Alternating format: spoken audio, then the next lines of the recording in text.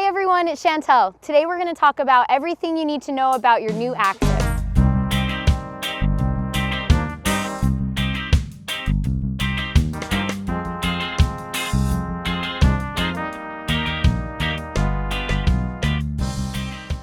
The day you pick up your new boat is so exciting, so much fun, but there is a lot of information that we go over. And by the time you get home after all the excitement and everything from the day, you usually have forgotten about half of it.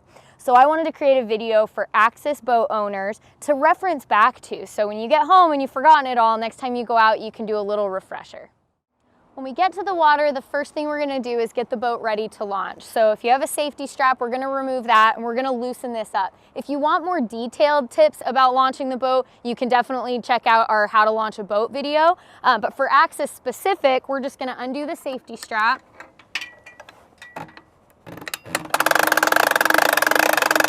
Loosen up our winch and make sure we make it tight again, just to give us a little bit of room here. And then we're going to head to the back of the boat. For the transom straps back here, pull down on this lever and all the way up, holding both of them, and that releases it so you can just have it ratchet straight back down into itself. And then this doesn't come off, it's really easy access, stays on the trailer. While I'm down here, I check my transom plug just to make sure that that's in there. Once I climb in the boat, I'll check for the T-plug. Once we get inside, the T-plug is underneath the center hatch here. You're just gonna make sure that's in. If it's not, put it in. And then the battery switch here right in the walkway. Since we're going to be running the boat, I'm going to put it on battery 1 and 2. The alternator is going to run a charge through both batteries. If you stop, you're sitting listening to music, I would turn it to just one battery. That way you're not sitting there draining both when the engine isn't running. Once the battery switch is turned on, I'm going to turn the key to the accessory position. That's going to load up my whole system and it turns on the blower right away. It's recommended that you let the blower run for 4 minutes, so it's going to turn itself on, and I like to start that process at the top of the ramp. That way, by the time I'm backed all the way down, the blower's been running for 4 minutes and I can start the boat once I'm in the water. Now that we're on the water, let's talk about the cockpit area. The first thing I'm going to do is put the mirror up. There is a trick to this mirror. No matter how tight the knob is on the side, if you can still see the red dot on the side of the mirror, it's just going to flop around. So what you want to do is loosen the knob.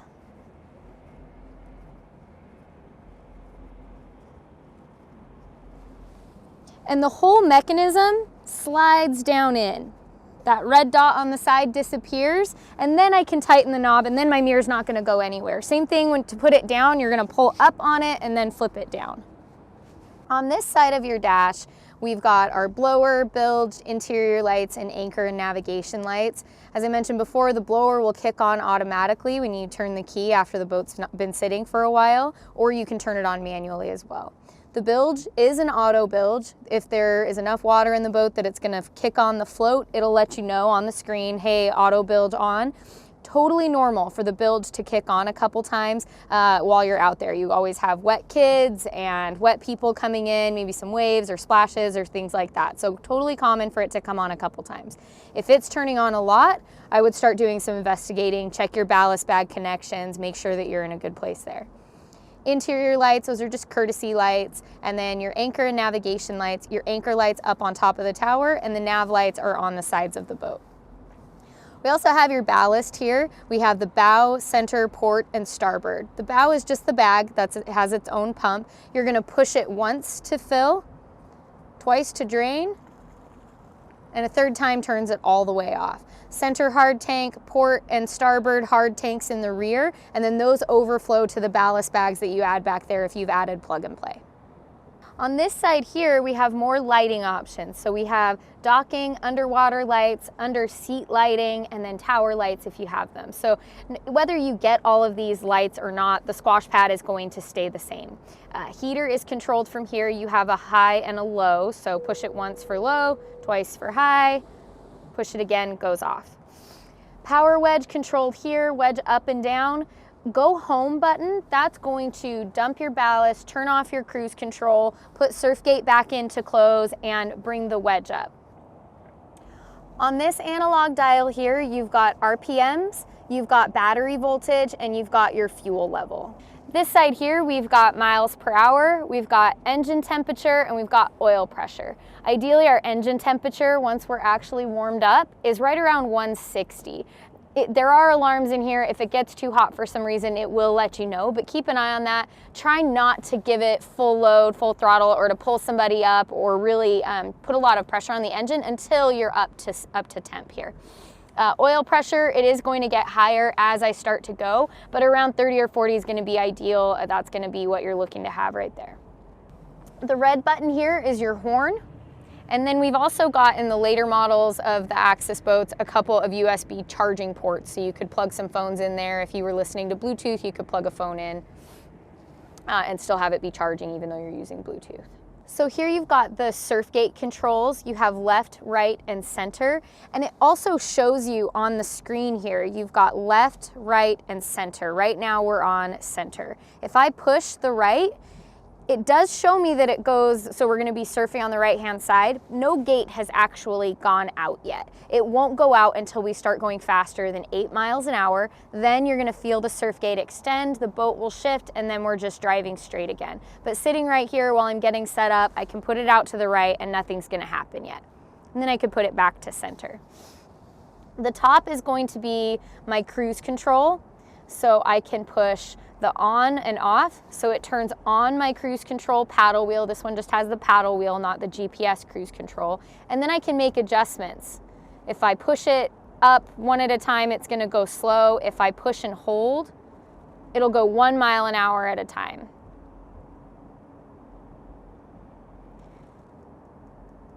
And then I can just turn that on and off as needed.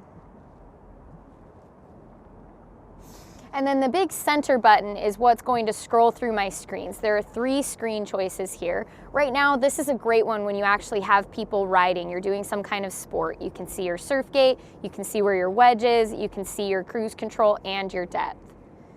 The next screen over gives you air temperature, water temperature, and how deep the water is. Still shows you surf gate, but you don't have the wedge control anymore. And then here we've got access to our settings, kind of the back end settings, and how many hours are on the boat. The down arrow here is actually the enter button, and then I can use the side arrows to scroll through and make some adjustments, anything that I want to do back in the settings. The throttle here, locked into neutral, this piece pulls up and that's what's going to put me into gear. Pull it back and it locks me back into neutral. Don't just hold this up the whole time you're using it. Once you're in gear, just hold on to the top. That way you don't accidentally come all the way through neutral and then back into reverse, because if we go backwards, that's gonna bump us into reverse. Locked into neutral. If I wanted to rev the engine a little bit but not go anywhere, if I push this button as I put it into gear, blue light comes on. That means the prop isn't actually spinning, but I can rev the motor.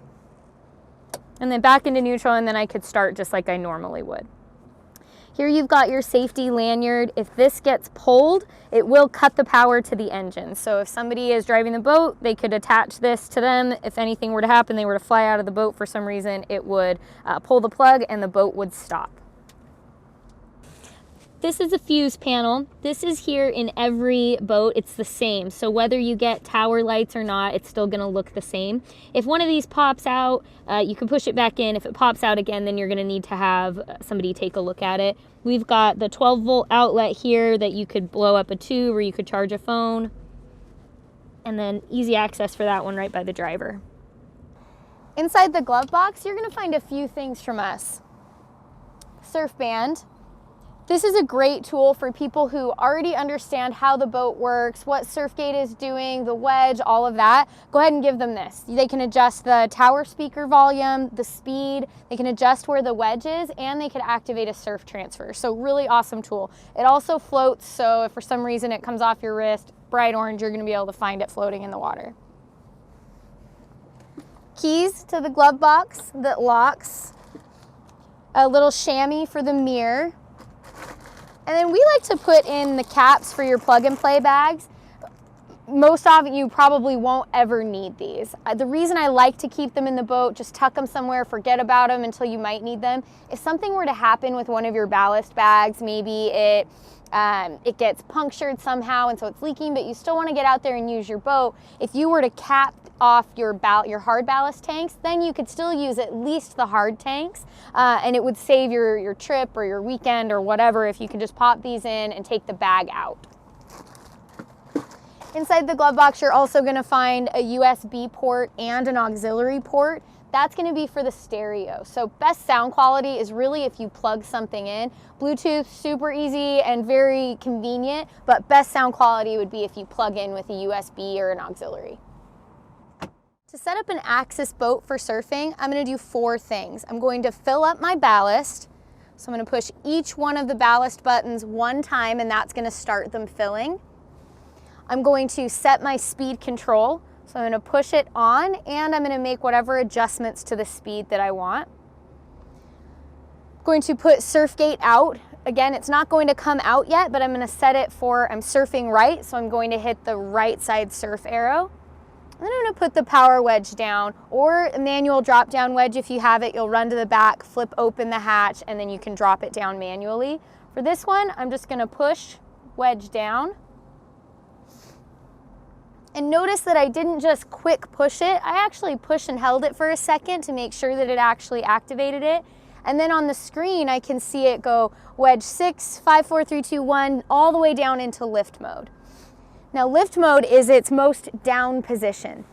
And lift mode is really, really great if you have little kids, somebody who's just starting out. You can still fill your ballast up all the way, but what lift mode is going to do is give you negative 500 pounds of ballast. It's going to create some lift at the back of the boat and really mellow out that surf wake.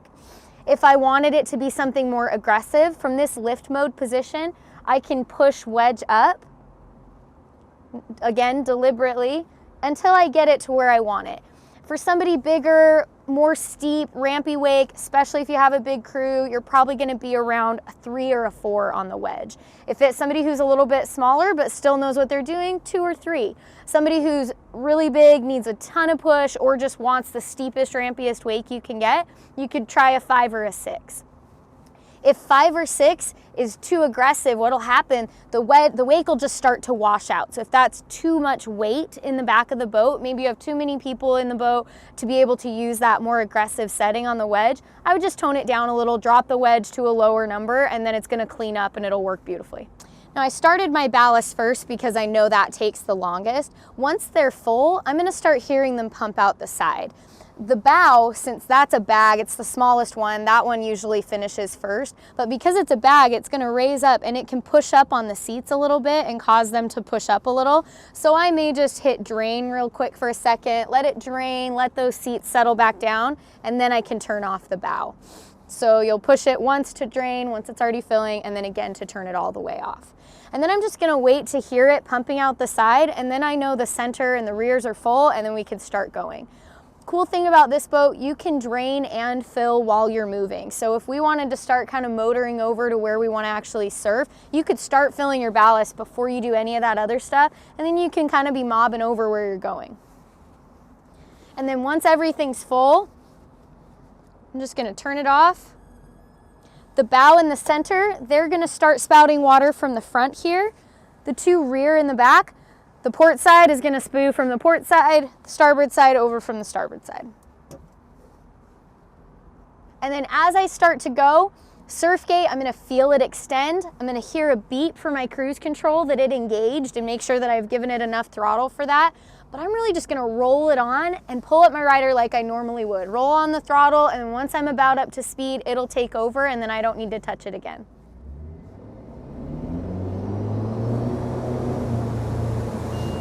Stowing the wedge I want to talk about because there is a little bit of nuance with it.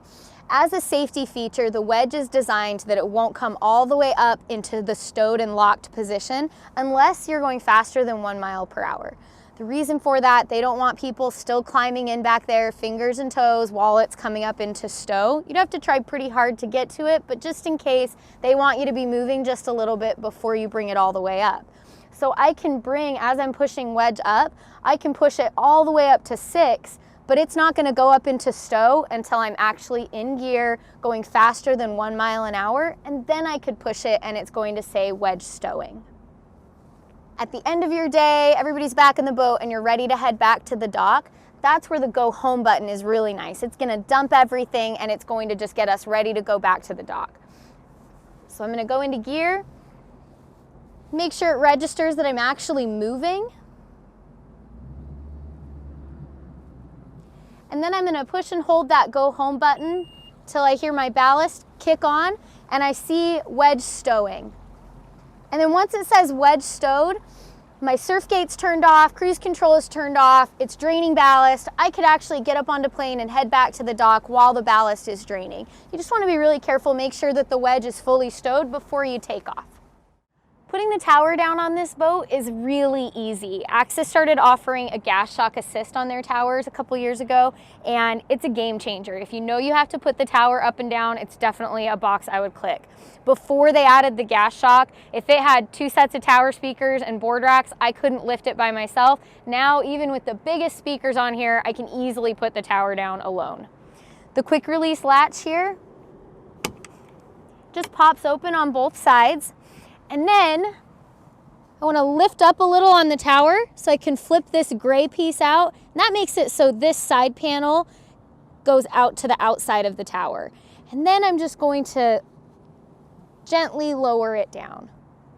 This goes pretty low on its own, but if you need even more clearance for your garage, there are some knobs up front that you can remove, and that makes it so it's going to sit even lower, and then this is really going to be the highest point of your tower. To put the tower back up, you're just going to do it in reverse. Lift up on the tower,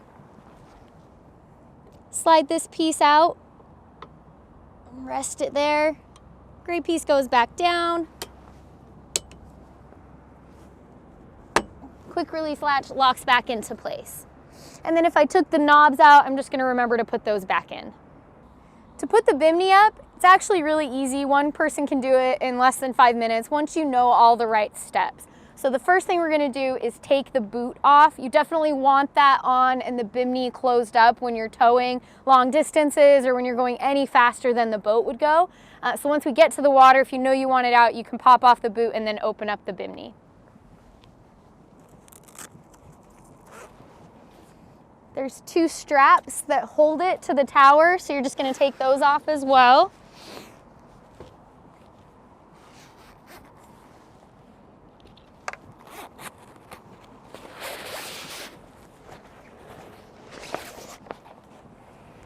And I'm just going to fold this up and tuck it somewhere, either in the boat or put it into the truck.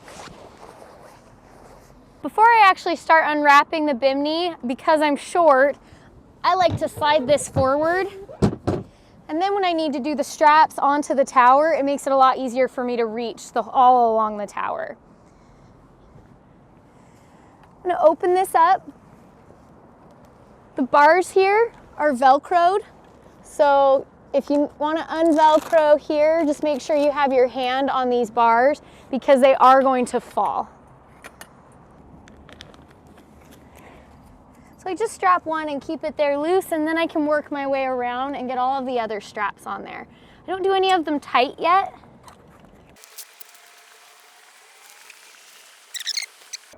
The strap here on the back corner, you want to loop that around the corner of the tower and then buckle it. While the canvas is still a little bit loose, that's when I want to attach the bars. That way I can go around and pull all the straps and make sure they're as tight as they can be, and I still will be able to get the bar in. So I'm going to push the ball into that mechanism. Kind of works if you wiggle it and work it up there. And then this piece just needs to flip over. There's a little half moon in there that lets you slide. When I flip it over, the bar is full and it won't let it come down.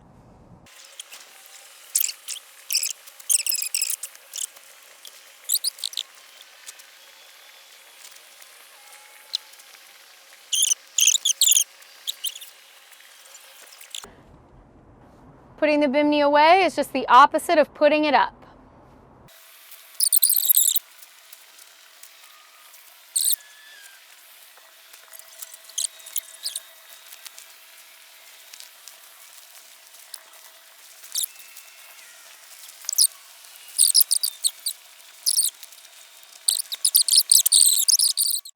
Getting the boat ready to tow home, I'm going to make sure that my windscreen is in I'm going to close the windshield. Make sure there's nothing in the bow that can blow out. Put the mirror down.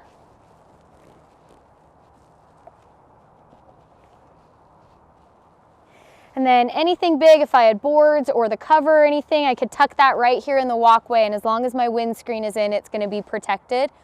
You want the bimini to be closed unless you're not going any faster than the boat would go. Maybe 30, 35 miles an hour, you could keep the bimini out. Otherwise, it should be stowed and strapped to the tower. The racks, I'm going to put them so they're facing back. I'm going to wrap the bungees around them so they're not just flapping in the wind. Back like this, just so I don't get as many bugs on it. If I have them turned all the way in or all the way out, I'm going to get a lot of bugs as I drive. And then I'm going to make sure my battery switch is turned off. And then when I climb out, I'm going to do my transom straps. We're going to give the boat a good wipe down, and then we're going to tow it away. Anytime you're towing and you can tow without the cover, that's what I would do. If you have to tow with the cover, maybe it's a rainy day or you have a really long trip and so there's a lot of gear in the boat, you can definitely tow with the cover on. It's not going to hurt the cover, but what it can do is cause chafing from the cover to the gel coat. It can make it really dull and scratched. So if you get a big roll of plastic wrap, do it a couple times around the gunnel and then put the cover on. That's going to help protect it. Then as soon as you get where you're going, take the plastic wrap off, then you can put the cover back down. You don't want any moisture sitting there on the cover. To put the cover on, I'm going to start at the bow and hook the strap just on the top of the winch strap.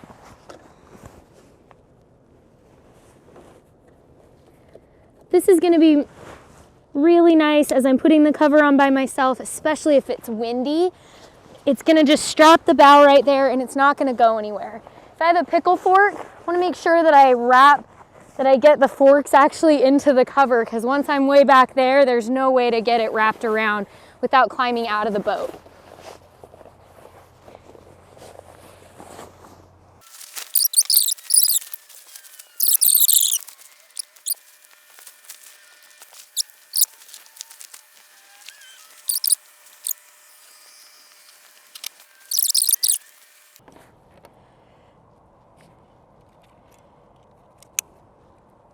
One thing that's really important when you're putting the cover on or taking it off, if you are not actively using these ratchet straps, make sure that this is zipped closed. You don't want these flopping around back here and potentially nicking your gel coat and making it so you have to get something repaired. So just make sure that's zipped closed whenever you're not actively using the ratchet.